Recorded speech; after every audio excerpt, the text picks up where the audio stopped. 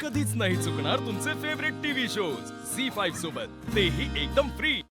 काय मोठे मालक सुनबाईंच्या घरी गेले? सूर्यवंशी घराण्याचा करता पुरुष असा दुसऱ्यांच्या दारात भीक मागायला जातो, हे काय बरोबर नाही। नाही पण बरोबरच आहे, त्यांना आम्हाला खाली दाखवायचं होतं, मुद्दामून केलंय त्यांनी हे। त्यांना आम्हाला हरवायचं आहे। ताई अगं पण तू हरलीस तर संपलं की ग समद।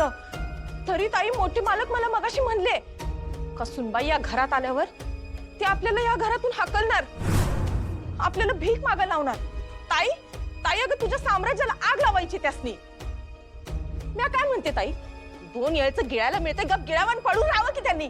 दुर्गे, मोठ्या मालकांबद्दल हे बोलायची हिम्मत कशी झाली ग तुझी? तुला 2 वेळचं गिळायला मिळतंय ते गप गुमान गिळ आणि पडून राहा। या घरचे मालक आहेत ते, त्यांच्याबद्दल आम्ही असलं काही खपून घेणार नाही। ताई ताई माफ कर, अगं ते घराबाहेर जायच्या भीतीपायी का नाही हे बोलून गेले बघ समद। पण ताई ती मास्तरीन खरंच घरला आली आणि तिच्या हातात खरंच कारभार दिला तर काय होईल? ताई तू म्हणतीस का नाही ते अगदी बरोबर आहे बघ। हे का नाही तुला मुद्दामून हरवायल्यात। ती मास्तरीन त्यांच्या पोरासाठी चांगली नाही हे कसं कळत नाही त्यासनी?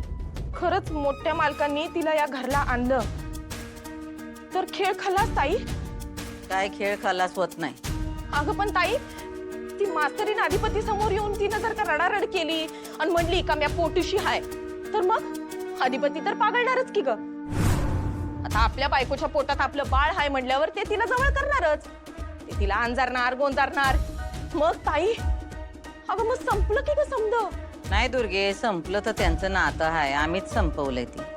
आणि आता राहिला प्रश्न त्यांनी घरी येण्याचा, तर आमच्या परवानगीशिवाय या घरात वारं बी येत नाही। त्या कशा काही येतील?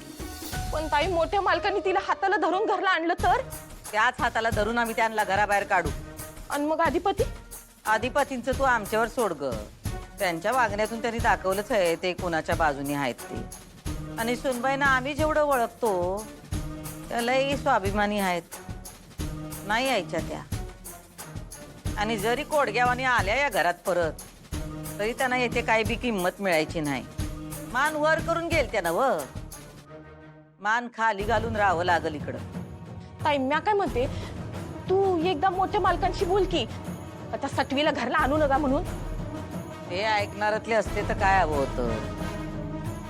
तो एक काम कर दुर्गी, जा धनाजी आणि सिक्युरिटीला बोलवून आण।